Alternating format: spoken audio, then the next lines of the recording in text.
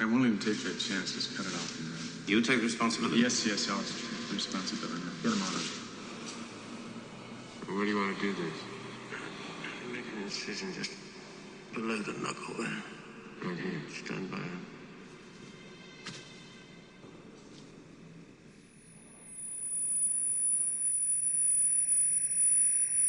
Good God.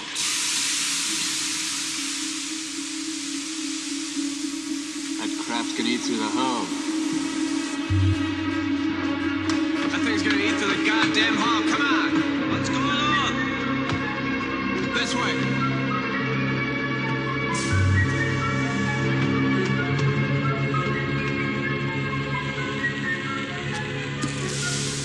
Next deck.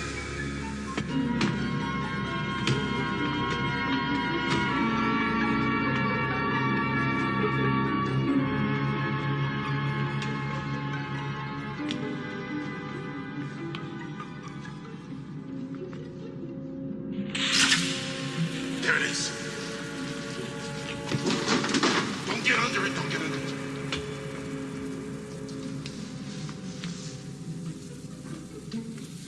Looks like it's stopping. Take a look at this, man. Brett, give me, what do you got, a pen there? Give it to me, quick. Come on, come on!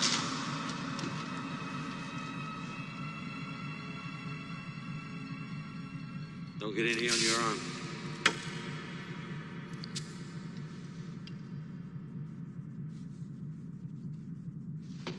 It stopped. Didn't say anything like that except, molecular acid. Must be using it for blood. It's got a wonderful defense mechanism. You don't dare kill it. What about Katie? Here's your pen, Brett.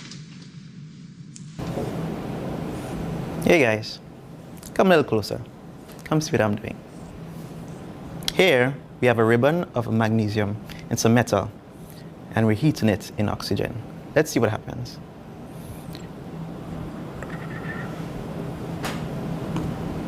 Wow, that's one bright light.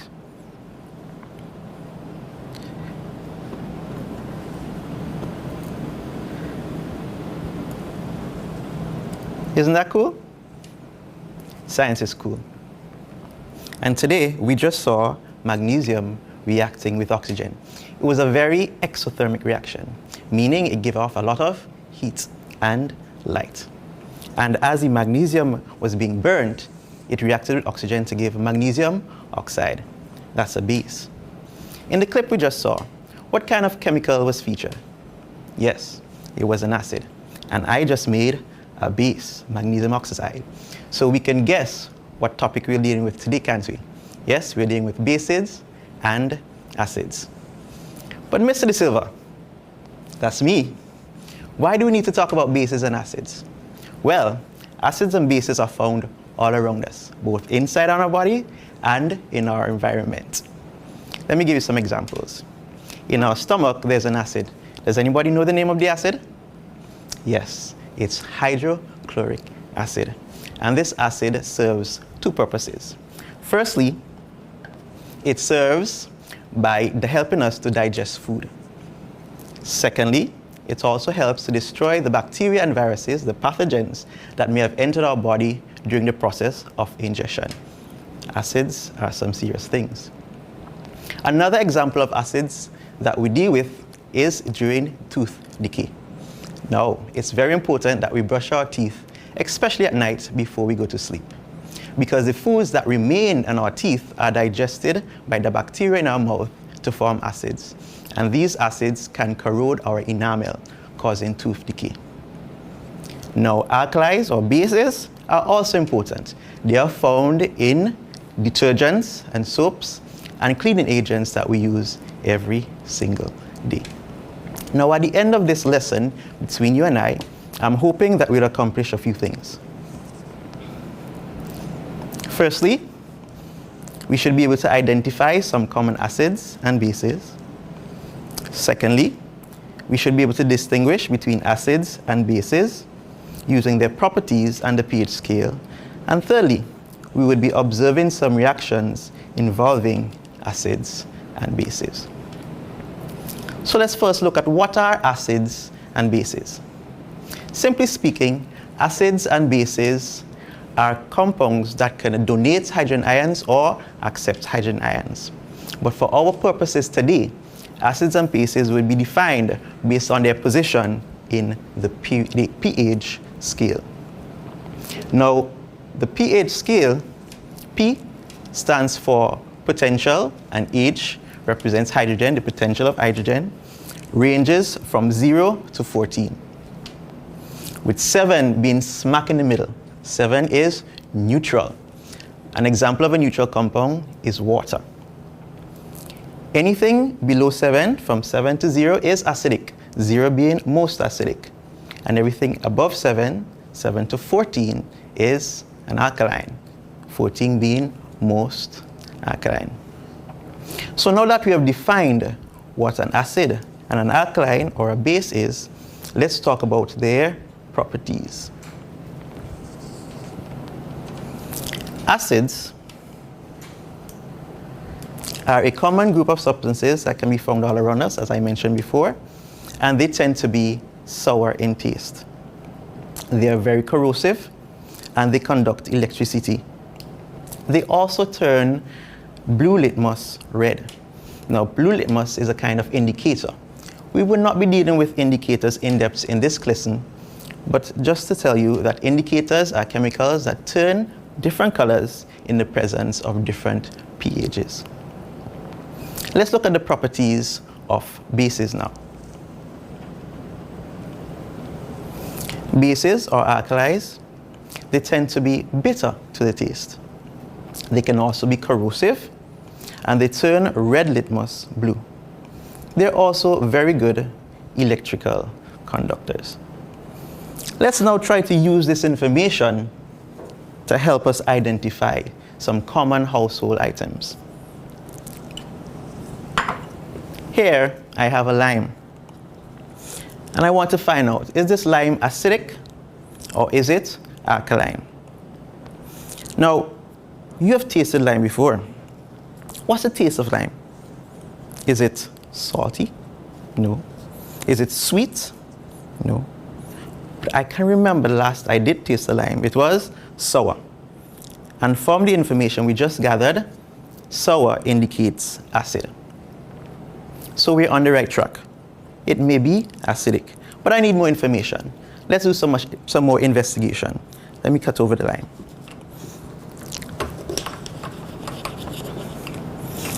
Another property of acids is that it turns blue litmus red. So let's find out some blue litmus. I have some here and let us apply it to the acid, or what we think might be acid. Do you see that? The blue litmus has turned red. So I think I have enough information and enough proof to definitively say that this lime is acidic. Let's try something else. Here, I have some dish soap. And when I apply it to my hand, it feels a bit slippery. And one of the properties of alkalis is that they are slippery to the touch. But I still need to do some more investigation.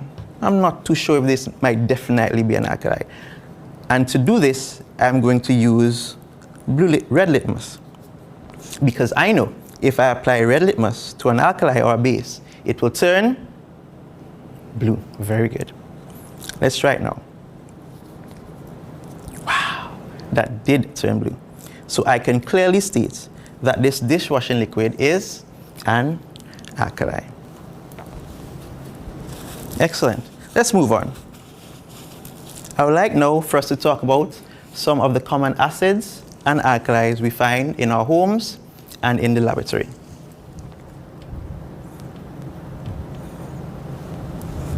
Let's start with the alkalis. Some common alkalis will include soaps, detergent, toothpaste, baking soda or baking powder, and wasp stings. Some common lab alkalis would include sodium hydroxide and potassium hydroxide, and aqueous ammonia, as we see on the screen. Let's now talk about some common acids that we find in our environment and also in the lab. Some of these include tannic acid, which is found in tea, tartaric acid, found in grapes and wine, ethanoic acid, the common name, vinegar. This acid is featured in a lot of the homemade hand sanitizers that we are being encouraged to make due to the outbreak of the coronavirus. So acids are really important, no matter how you look at it. Citric acid, this is found in fruits, and ascorbic acid. The common name for ascorbic acid is vitamin C. Excellent. And right down there to the bottom, we see another acid, methanoic acid or formic acid. This is found in ant stings and bee stings. This knowledge can help me. How can I do that? If I got stung by an ant or if I got stung by a bee, it's really painful, is it not? Yes. But I can help to alleviate that pain by simply adding a base. And the reaction that takes place there is a neutralization reaction. I just introduced you to a new concept, didn't I? Now, neutralization reactions are reactions between an acid and a base. It results in the formation of a salt and water. Salt there being very neutral. And we see that on the screen. Acid plus base give you salt and water. Now, I happen to have those things here with me, acid and base. And let's react them and see what happens. Now, as I would have mentioned earlier, we're not going to go in depth into indicators today. But suffice it to say, we are using some in our experiment. We have used both blue litmus and red litmus. And I'm going to introduce you to another indicator called universal indicator. Now this turns colors in the presence of different pHs. I'll explain what they are. pH 7, it will be green, as you can see here. I placed some water in this test tube and I added the indicator and it's green. In acid, it turns orange to red, and in alkaline, it will be purple or bluish, depending on how strong that alkaline or acid is. So let's see. We have a test tube on the right, my right, your left, and we have one on the left. Well, my left, your right. Let's add some indicator and determine what is the pH of these. Let's start with the one on my right. I'm going to add a few drops. I'm going to shake it up a bit. Wow, that turns a brilliant purple. What does that say? Is it an alkaline or is it an acid? It's an acid, alkaline, sorry. Let's try the other one.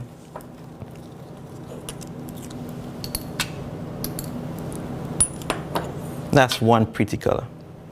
Science is pretty. Awesome and pretty. So on my right, we have this purple blue, it's turning blue now. Alkaline.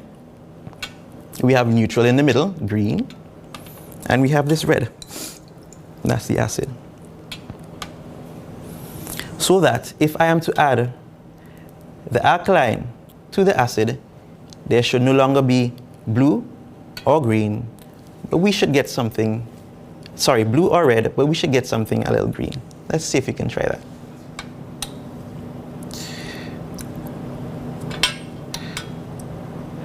Ooh, it's trying to turn.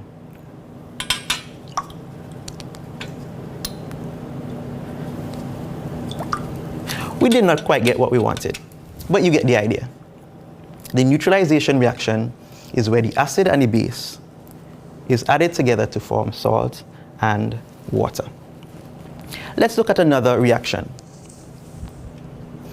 The reaction between an acid and a metal. This reaction produces salt and hydrogen gas. And we have the ingredients for that reaction here with us today. And we're going to try to do it as well.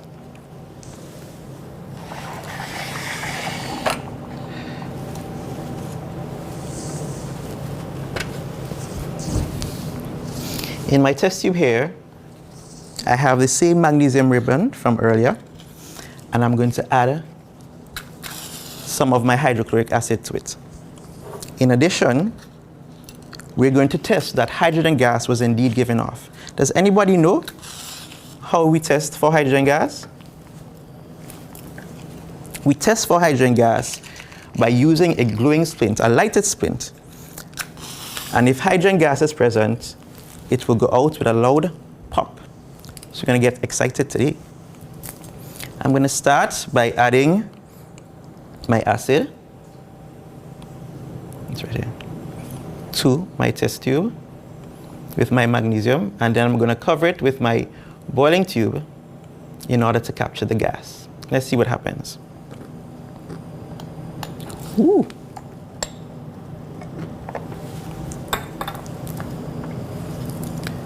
It's fizzing. That's called effervescence. There's a very exothermic reaction again, where a lot of energy is being given off in the form of heat. You'll not be able to feel it, but it's getting hot, I assure you. And the effervescence or the bubbling is an indication of the presence of the hydrogen gas. Now, we're going to apply the lighted splint, in this case, a barbecue skewer, and we should hear a reasonably loud pop if hydrogen gas is present. Are we ready? Wow, did you hear that? That was awesome. So hydrogen gas is being given off when we react a metal with an acid. Excellent. So you have been learning today about acids and bases or alkalis. And during the course of the lesson, you may have heard me use the two terms interchangeably, a base, and an alkalis. Now, they're almost the same. An alkali is simply a soluble base, meaning it dissolves in water. Therefore, all alkalis are bases, but not all bases are alkalis. Now that we have come to the end of the lesson, let's see how much we've learned. I have a few questions, and let's see if we can answer them. The first question: what has a bitter taste? Alkali or acid? If your answer was alkali, you're correct. Alkalis tend to be bitter. But don't try to eat your detergents or taste your soap at home. Take my word for it. Next question. What is the name of the acid found in an ant sting? Is it hydrochloric acid? Is it ammonia? If your answer was methanoic acid or formic acid, you're correct. Let's try another question. Which of the following is a common name for ascorbic acid? It could be vitamin B. Ethanoic acid, it has an ick, maybe. But no, the answer is vitamin C. And especially around these times of the pandemic of coronavirus, it's important that we use a lot of vitamin C to improve our immune system and stay healthy. Do we have another question? Yes, we do. And our final question. Complete the following equations. Acid plus a base yields what? I think the first blank should be salt. What do you think? All right. So salt. That's correct. Salt plus what? Water. Excellent. So acid plus base gives us salt and water. Let's look at the other one. Acid and a metal. Makes sense for salt to be there as well, don't you think? Yeah. Acids plus a metal give you salt. But what else? What else did we have to test for with the glowing or lighted splint? A gas, right? Hydrogen gas. So acid plus a metal gives you salt and hydrogen gas. Excellent. It has been nice being here with you today as we explored acid bases and their reactions. I'm hoping to see you next time as we are here learning some science.